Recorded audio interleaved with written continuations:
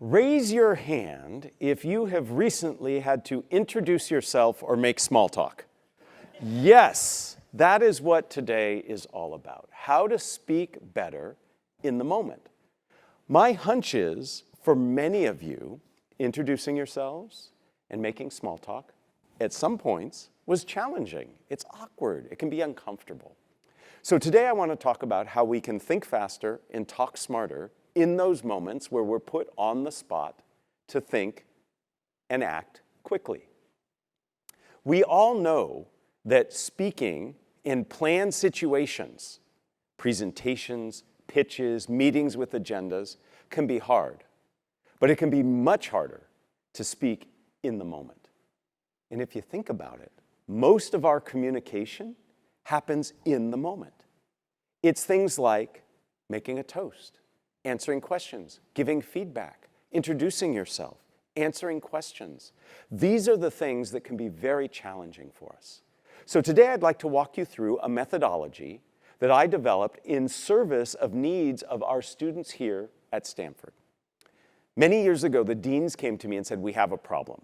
The problem is this: our very bright Stanford MBA students are struggling to answer those cold call questions from their professors. You remember back here when people would say, what do you think? And you had to respond?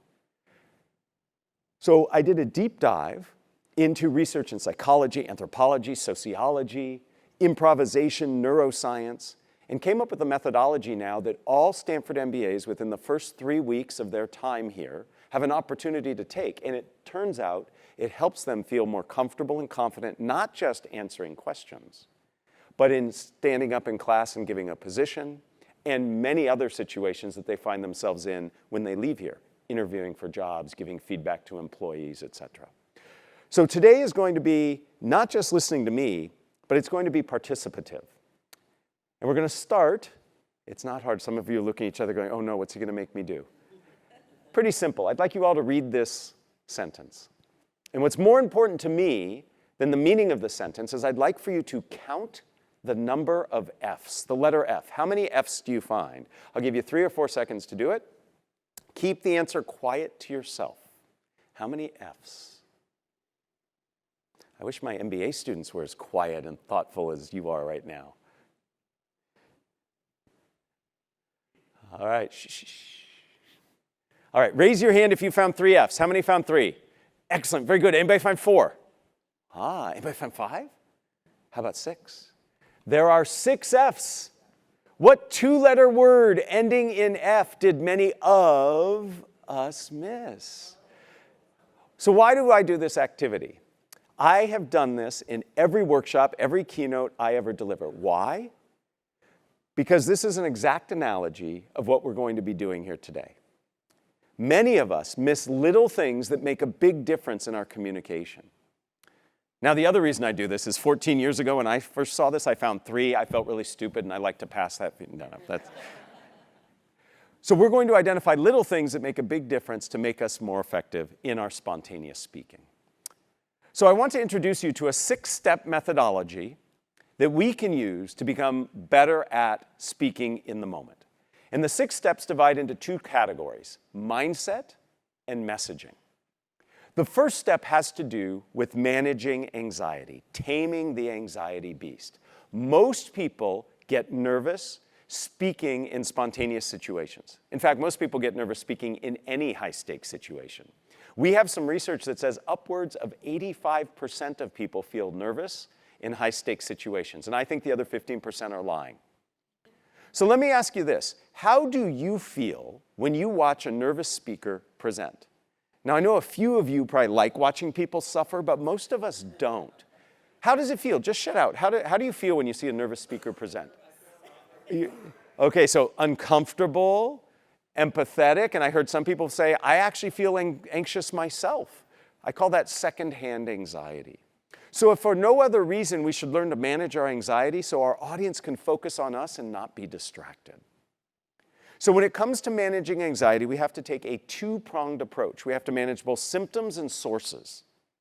Symptoms are the things that we physiologically experience, what goes on in our body.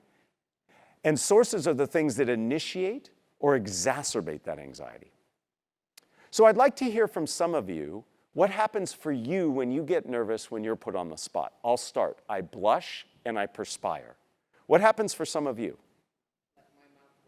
Mouth goes dry. I call this plumbing reversal. What's normally dry gets wet, and what's normally wet gets dry. So you get sweaty palms but dry mouth. Really weird, right?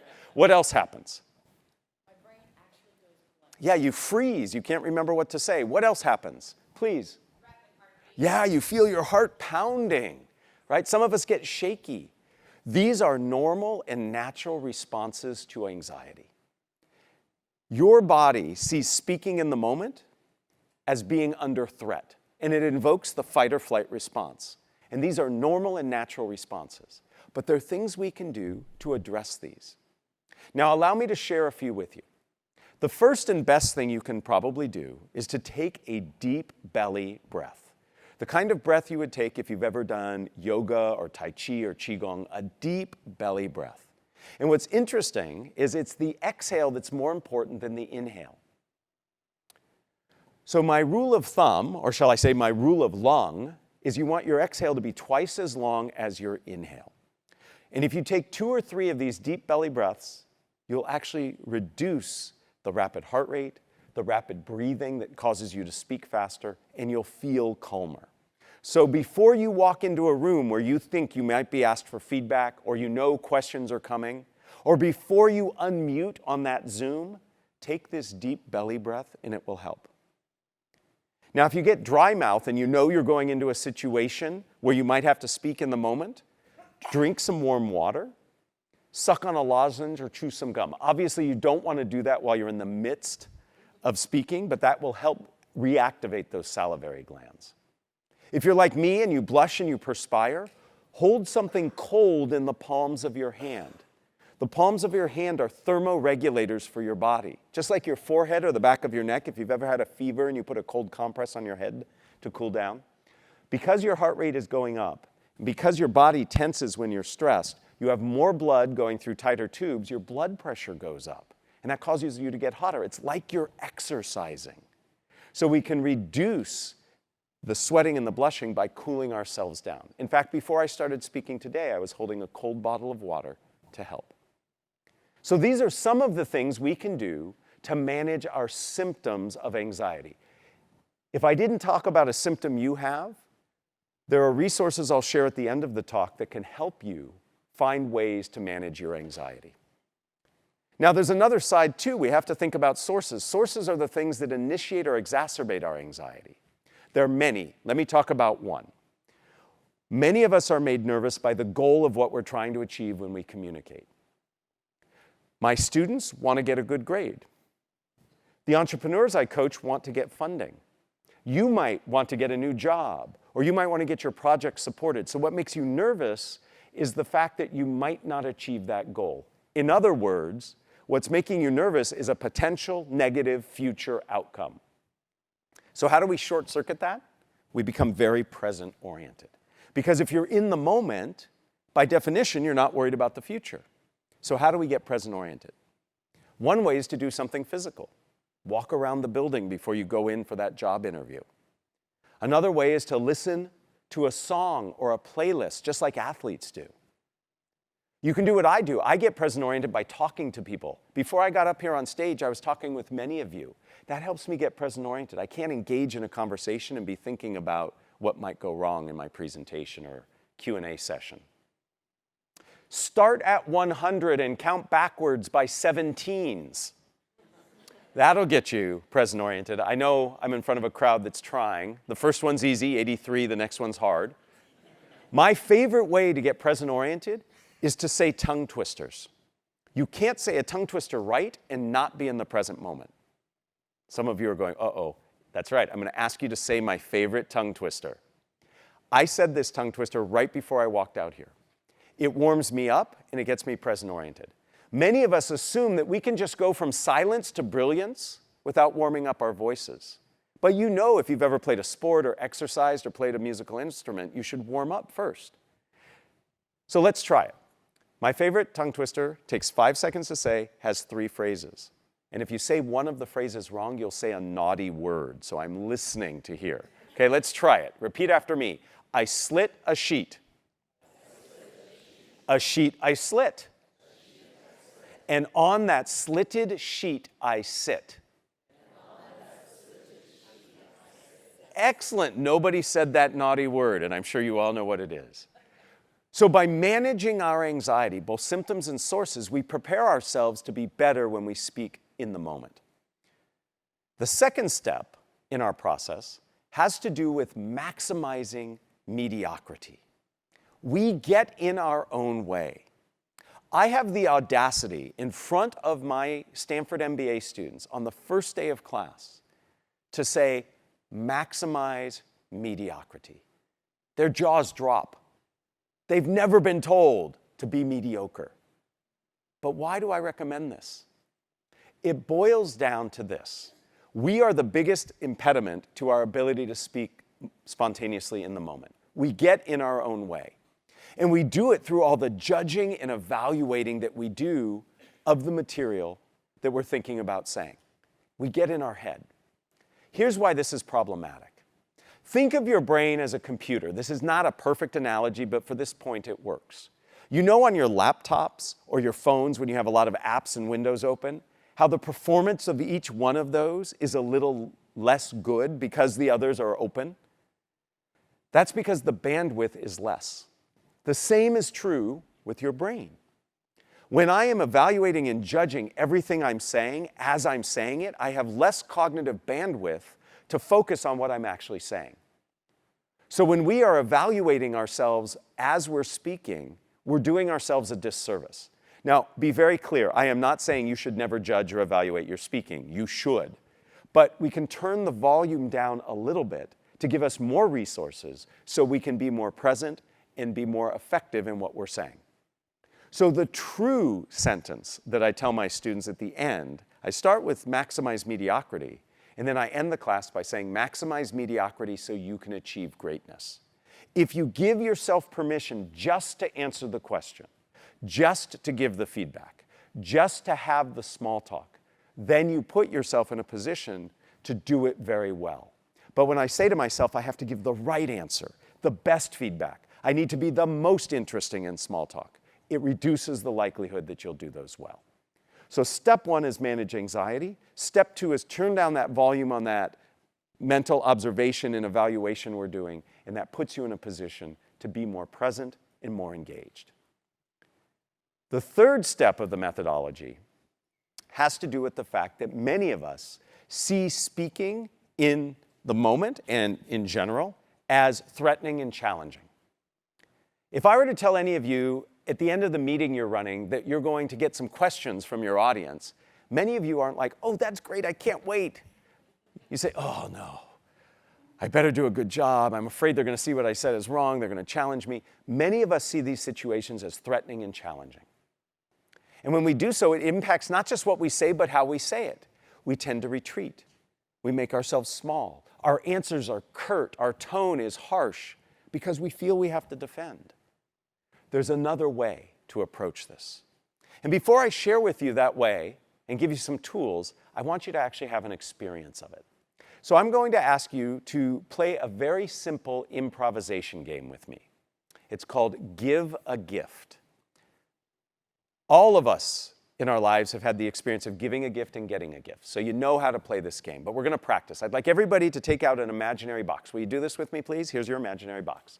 On the count of three, I'd like you to just practice giving it. And then to give the gift, you just extend your arms. Everybody ready? 1, 2, 3, give a gift. Perfect, very good. Now when you receive a gift, you do it in reverse. Ready? 1, 2, 3, you've received a gift. Perfect. So here's what we're going to do. In a moment, I'm going to ask you to find somebody sitting near you. You're simply going to introduce yourself if you don't know, and you're going to play the give a gift game. One of you will give a gift to your partner. Your partner will take the imaginary gift, open the box, look inside, look at the partner, and say, thank you for the, and you're going to say the first thing that pops into your head. So you might say, thank you for the car, thank you for the pen, thank you for the airplane. It doesn't even have to fit in the box. Your partner who gave you the imaginary gift, upon hearing it, is going to explain to you why they gave it to you. Do you see how there are two acts of spontaneity that happen in this activity? And then you'll switch. So again, when it's your turn to give, you give the gift, your partner receives the gift, they open up the box, they look inside, and they thank you for the first thing that comes to mind. By show of hands, how many of you already know what's in your box? Aha! Over half of you raised your hands. Yes. Remember what I said in the previous step, how we want to do well and we want to make sure we're right? So you've got, okay, I know there's going to be a dog bone in my box. That's perfect. I'm done. I want you literally, when you open up the box, to say the first thing that comes to your mind. I have to tell my MBA students to keep it clean and keep it legal. I'm sure I don't have to tell you that here. But I want you to name it. And then your partner, upon hearing it, is immediately going to explain. And then you're going to switch. This activity should take 2 minutes. I will ask you to come back in about 2 minutes. So find somebody sitting next to you. Introduce yourself. The person who woke up earliest this morning goes first. I've learned a long time ago as a teacher, if you don't say who goes first, everybody argues on it. All right, find a person. Thank you, by the way, for doing this activity. I saw lots of smiles. Looks like you were having fun. I am simply going to move my arm across the audience, and as my hand points in your general direction, will you just call out what you found in your box? I love hearing what people gave themselves. Just start shouting out what you gave yourselves. Kleenex, tires. Okay. Catnip, I heard, yes. Pumpkin, notes. Did I hear broccoli? Oh, yes. Dog, poop. Okay, yes. Sweater, excellent. You guys gave yourself wonderful gifts. It's a bit of a Rorschach test, too. It tells us a little bit about you, but we won't go there.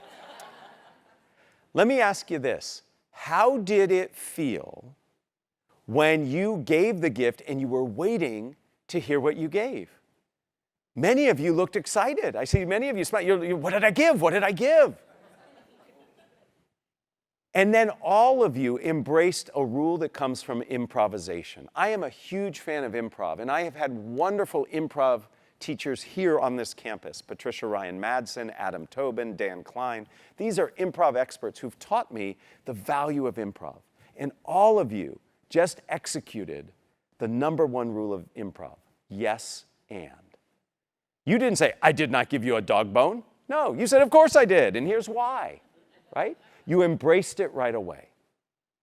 What if, when somebody asked you a question or asked you for feedback, you saw it as an opportunity, just like you saw this activity as an opportunity?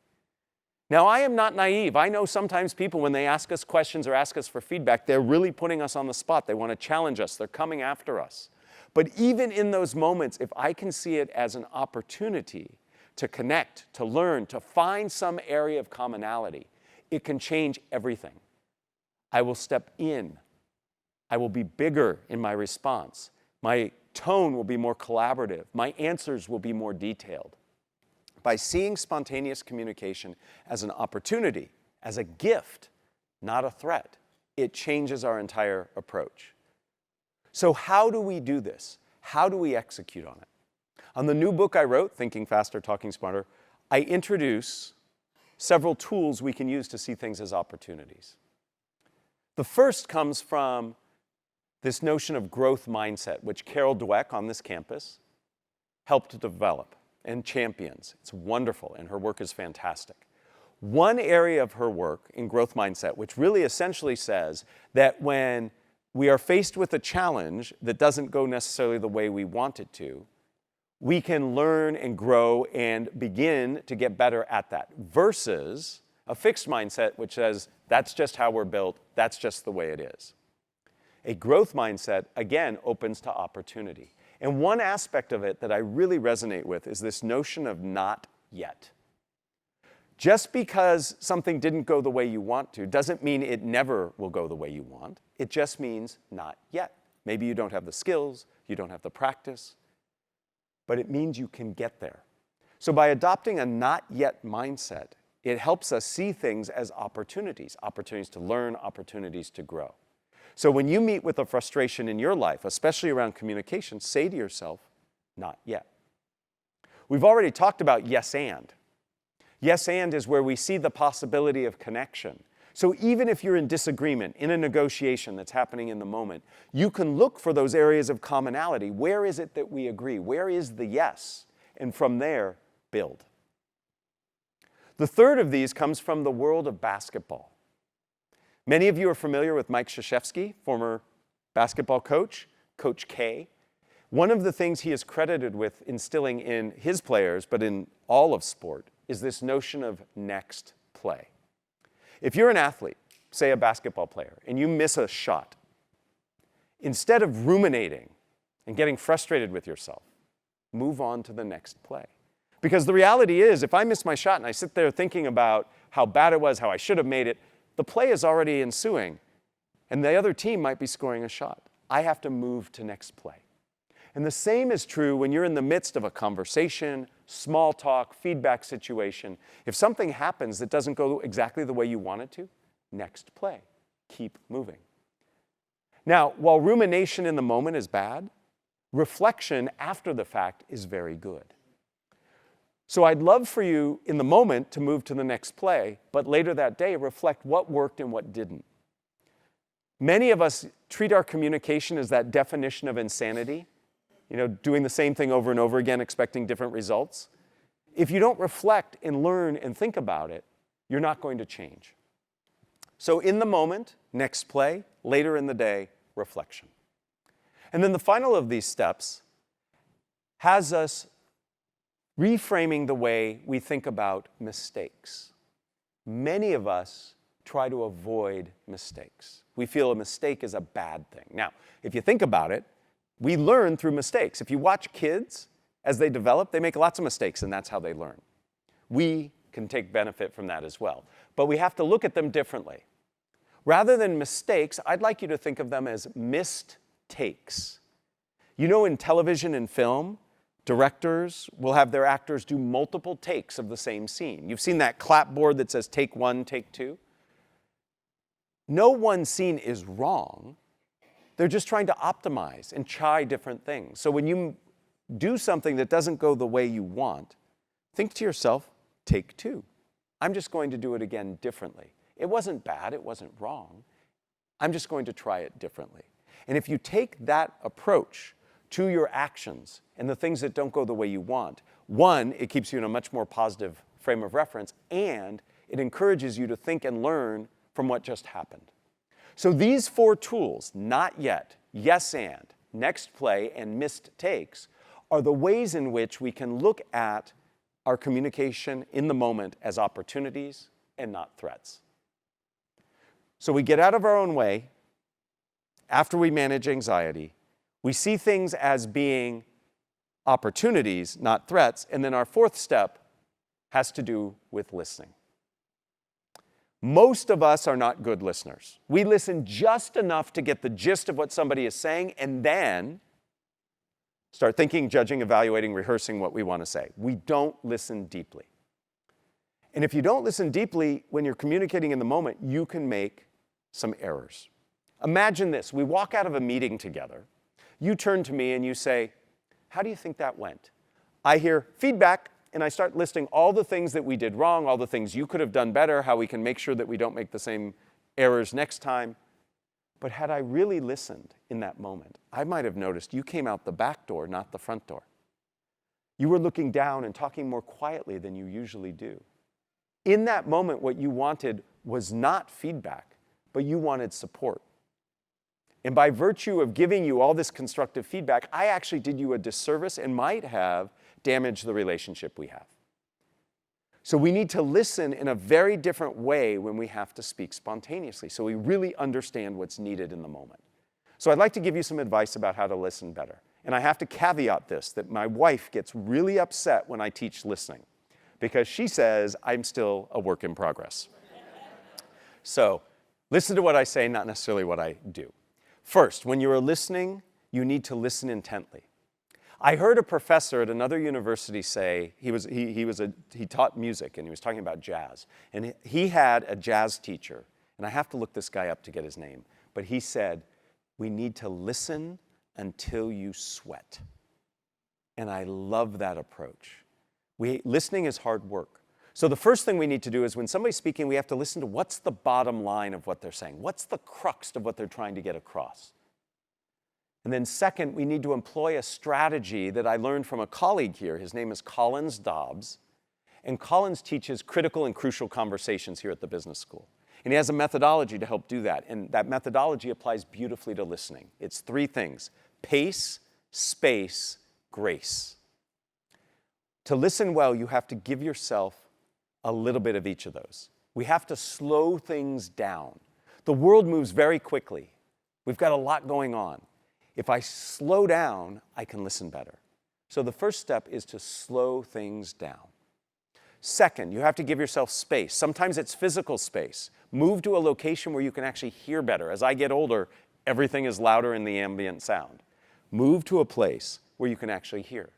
But also mental space. Give yourself permission to be present-oriented in this moment, listening to this person. And then finally, grace. And grace is to give yourself permission to pay attention to what's going on in the environment, how the person says what they say, not just what they say. And grace refers to listening to your own intuition. We have heard lots of things. We have seen lots of things in our lives, and we get intuitions that come to us based on what we hear and respect those as well. We often think listening is only what's coming in, but you can also listen to what's happening inside you. So, but with a little bit of pace, space, and grace, and focusing on the crux of what somebody is saying, you can listen better. One of the best tools we can use to listen better is to ask either clarifying questions or to paraphrase. We have this notion that we have to respond in the moment right away. If I don't respond right away, it means I'm not confident, it means I don't know my stuff, and yet we can pause a bit to actually reflect on what we're listening to before we respond. So I can literally just take a pause. Some of us feel pausing is bad, but pausing can be great. I can ask a clarifying question. That gives me a little bit of time. Or I can paraphrase, which is where I take something you've said, synthesize it, and present it back to you in a way that's distilled down. So it's not like what a 5-year-old does who just parrots back what you say. That's annoying. But you look for the key idea and you repeat it back. The thing with asking follow-up questions and paraphrasing is these are lower order cognitive skills. In other words, I can be thinking about what I want to say next while I'm doing those. So we're going to do a paraphrasing activity. It's very quick, very similar to what we did with Give a Gift. In a moment, I'm going to ask you to find a different partner in the room, and I'm going to ask you to share a story of your name. And it can be anything related to your name you want. It can be very deep and meaningful. It can be fun. For 30 seconds, you're going to tell a story of your name. This activity is not about storytelling. This activity is about paraphrasing, because the person you're telling it to is going to paraphrase what you said. And then they're going to ask a question, because paraphrasing never happens by itself. It's always followed by something, maybe your answer, maybe connecting to the agenda, maybe asking a question. So let me give you an example of what this is like. So I'm going to tell you a story about my name for 30 seconds. I'm going to ask for a volunteer, if you'd like, to paraphrase what I said, and then another volunteer to ask a question. Now, you do not need to answer the question. But by training yourself to ask a question immediately after paraphrasing, you're training yourself to keep the conversation moving. Paraphrasing is never something you do in and of itself. You always use it to move on. So here's a story of my name. My name is Matt. All through my childhood, I was teased mercilessly because Matt rhymes with everything. Okay? Lazy as a doormat, silly as a cat, you're fat. I was teased all the time. When my wife and I started our family, it was very important to me that our children not be named something that was easily teasable. As a teacher, I have a built-in focus group. So I went into my classroom, I wrote the 3 names that my wife and I were willing to call our kids, and I gave my students 5 minutes to come up with the most heinous, mean, bad rhymes and everything they could. And we named my children the names that had the shortest lists. So that's the story of my name. Is there somebody here who'd be willing to just paraphrase my story? Again, a paraphrase gets to the crux of it. I see your hand here, sir. Yes? So that wouldn't happen. Excellent. Great paraphrase. Essentially, what he said, for those of you who couldn't hear, is you stress tested your kids' names. Right? That's a great paraphrase. What is a reasonable question that you might ask? Yes? What are the kids' names? Yes, I'm not going to tell you because they would be very upset, but I'll tell you that my kids are not teased because of their names. Now, they're teased for lots of other things, but not their names. Do you see how paraphrasing can actually help you listen more intently? So here's what I'm going to ask you to do. Find somebody else sitting around you, introduce yourself, and the person in your partnership who had to travel the farthest to get to campus for the event. Not this morning. If you're not local, you're staying in a hotel that's close by. But where you came from, whoever traveled the farthest will go first. You'll tell a 30-second story about your name. Your partner will immediately paraphrase and ask a question. You need not answer it, and then you'll switch. This should take us 2 minutes to do. Find a partner. Tell a story of your name. How did it feel to have your story paraphrased? It feels good, doesn't it? It feels good to have your story paraphrased. It feels good to be listened to. Now, we're not virtual in this room, so we don't have some of those cool features that you have on tools like Zoom and Teams and Meet. So we're going to do it the old-fashioned way. Will everybody put your fist out like this? This is a yes, thumbs up yes, thumbs down no, no middle fingers.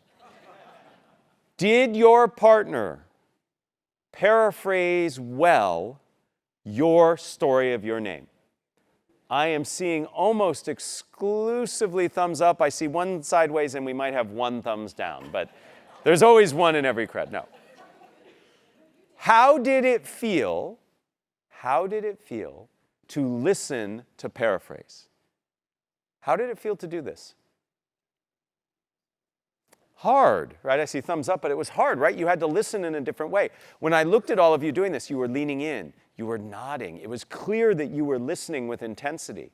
We have the capability to listen well, but we have to encourage ourselves to do it. And when we speak spontaneously, it is critical to listen well. So we've now completed the first 4 steps of the process. Manage anxiety, get out of our own way, see it as an opportunity, listen well. All of this has to do with mindset. We haven't actually responded in the moment yet. So that's the next part, and that's messaging. And messaging has 2 components. First, it has to do with structure. Structure is critical. How you put your messages together matters. Most of us just ramble and give lists of information when we're put on the spot. And your brain is not wired for lists. It's very hard for us to remember just ramblings. Our brains are actually wired for structure, for story. A story, to me, a structure, is nothing more than a logical connection of ideas that has a beginning, a middle, and an end. I learned the power of story and the power of structure when I was an undergraduate here at Stanford many, many years ago. I was a tour guide on this campus. To this day, I can still walk backwards in a straight line while speaking. They trained us back then for 12 weeks. The most important thing they taught us, they said above all else, to be a good tour guide on this campus, you must never, ever lose your tour group. You are a bad tour guide if you get people lost. The same is true with us as spontaneous speakers. Never lose the audience you're talking to. How do we keep people together? We structure our responses. Structure helps us orient people and set expectations. If I showed up and I said, "Hi, I'm Matt, I'm your tour guide, let's go," how many of you would go with me? A few because you're adventurous, but the rest of you would be like, "Heck no, where are we going? Do I have the right shoes on? Should I go to the bathroom first?" A good tour guide, just like a good spontaneous speaker, sets expectations up front so you can pay attention to what's happening and not wonder what's coming next. Structure also helps connect ideas together. The biggest place, or the most frequent place, you will lose people as a tour guide is when you move from one place to the next. People just wander off. The same is true in our communication. If you are using words like so, next, second, third as your transitions, then you are missing opportunities to keep people together. So structure is really important. Let me give you an example of a structure just so you can get your arms around it. Most of us are familiar with a very persuasive structure of problem, solution, benefit. If you've ever pitched an idea, if you've ever watched an advertisement, this is how they go. Problem, solution, benefit. Here's an issue, here's how we solve it, and here's the benefit. That's a structure. Beginning, middle, and an end. Now, my favorite structure in the whole world is 3 simple questions. What? So what? Now what? The what is your idea, your belief, your position, your product, your service, your feedback. The so what is why is it important to the person you're speaking to? And the now what is what comes next. Maybe I'll take your questions, let's set another meeting. Let me show you a demonstration. What, so what, now what is a great way to package up information. When you're meeting with your friends this weekend and somebody says, what are you up to? It's a great structure to update. Here's what I'm doing. Here's why I think it's important. Here's what I'm planning to do next. When you're giving feedback, you can give feedback in this structure. The feedback is what I saw or what I didn't see. The so what is why it's important, and the now what is what I'd like you to do differently. So imagine we come out of a meeting together and you say, Matt, how'd that go? I said, well, I thought it went really well, except when you were talking about the implementation plan. You spoke quickly and didn't give as much detail as you did elsewhere. When you speak quickly without a lot of detail, people might think you're nervous and aren't as prepared. Next time, slow down and use these 2 additional examples. Do you see how in the moment, just by following this structure, it gives me a good response? Structure is a tool. It's like a recipe. I am a lousy cook, but I have a much better chance of cooking well if I follow a recipe. So by having a recipe, all I have to do is put the ingredients into it. I know how I'm going to give you my feedback. I just have to think about what I say in the feedback. So structure helps you not only package up information for your audience, but it helps you prioritize what to say. And because the information is packaged well, your audience can take that information and share it elsewhere. Think of a job interview. When you're being interviewed, not only are you trying to communicate your skills and how you could benefit the company, but you're trying to equip your interviewer with the information that they can then take to the others involved in the hiring decision and represent you. And if you package up that information easily, they can tell your story really well. If you just give them a whole list of information, they're likely not to remember it. So structure is incredibly helpful in spontaneous communication. In the new book, the whole second half of it is specific spontaneous situations, making small talk, apologizing, giving feedback, introducing yourself, answering questions. And with each one, I assign or give a structure that you can use. This is not the final step, though. The final step is the F word of communication. And it's not that naughty one some of you are thinking about. It's focus. Many of us, when we speak in the moment, take our audiences on the journey of our discovery of what it is we want to say as we're saying it. In other words, we say more than we need to. We need to be focused and concise. My mother has a saying that I love. I know she didn't create it, but it's tell me the time, don't build me the clock. Many of us, when we are spontaneously speaking, build clocks. 1, because we're discovering what we want to say. 2, because we want people to think we're really smart. And 3, we want everybody to see how hard we've worked to get to what we're saying.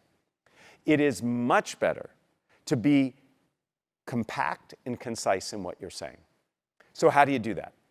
Well, 1, we've already talked about, relevance. If I think about what's really relevant for the audience, then I hinge everything I'm saying on that relevance. 2nd, you should have a goal whenever you speak, be it spontaneous or planned. A goal to me has 3 parts: information, emotion, and action. What do I want the audience to know? How do I want them to feel? And what do I want them to do? So if I'm walking into a room where I expect that I will be asked questions or asked to give feedback or even making small talk, I think to myself, what do I want people to know? How do I want them to feel? And what do I want them to do? And that helps me focus and prioritize what I'm saying. So it's not enough to just have a structured message.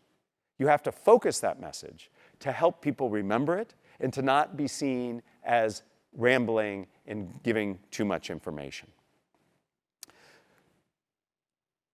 There's another structure I want to introduce you to that is incredibly focused and concise. This is a structure for pitching. I'm often asked by people, What happens if somebody asks me to pitch an idea in the moment? So you're getting on an elevator and your boss's boss steps in and they look at you and say, oh, what are you working on? I'm about to go speak with the board. Maybe I can help you. You got to respond. 4 sentence starters. You just finish these sentences. What if you could, so that, for example, and that's not all. What if you could, so that, for example, and that's not all. Let me show you how this works by taking a suggestion from you all, and I'll put it in this structure, and then together as a group, we're going to use this for something. Can somebody think of a product or service that you would like to hear a pitch for? What would you like to hear me give a pitch for? Somebody suggest one. Your book. My book. Well, look at that. Well, thank you. All right. I appreciate that. So my new book is all about how to speak more effectively in the moment. What if you could feel more comfortable and confident when put on the spot, so that you could answer questions well or give appropriate feedback? For example, imagine an upcoming job interview that you nail, that you get all of your points across in a way that really represents who you are. And that's not all. You can apply these principles to small talk, to apologizing, and to even introducing yourself. Do you see how just answering those sentences gets you to a tight, clear pitch? So here's what we're going to do for all of you to practice. And thank you for that opportunity. Okay? All of us are here for our Stanford reunion. Let's imagine for your next reunion, you volunteer to help recruit people to come back to campus for reunion. So you're going to make a pitch. Let's go through each of these 4 together as a group. Somebody give me the end of this sentence. What if you could see old friends so that you can walk down memory lane and experience the things that you enjoyed about being on campus? For example, somebody give me an example of a memory or an exciting thing you'd like to share with an old friend. For example? Hear the band play and sing some of the old songs. And that's not all. And that's not all. You what? You can go to a great lecture on communicating in the moment. I love it.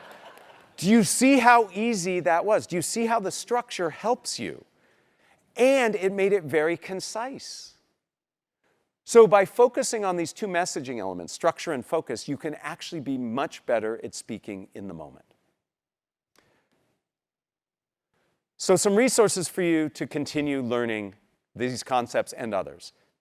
I host a podcast for the business school. It's called Think Fast, Talk Smart. It's all about communication skills. I get to interview experts from around campus and around the world on how to be better communicators.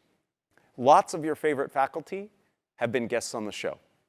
And this show, I'm proud to say, has won many prestigious awards, including Best Dog Walking Podcast and Best Commute Podcast, because our episodes are very concise and short, 20 minutes. We've won some other ones as well. And there's a picture of the book, Think Faster, Talk Smarter. If you take a shot of this QR code, it'll take you to a whole bunch of resources that I make available to our students here and elsewhere. I encourage all of you to think about how you can be a better in-the-moment speaker. It takes time and it takes practice. The only way you get better at communication, planned or spontaneous, is 3 things: repetition, reflection, and feedback. Repetition, reflection, and feedback. You have to practice. You have to think about what's working and what's not working, and you have to seek out advice and guidance from teachers, from colleagues, from mentors to help. That's how we get better.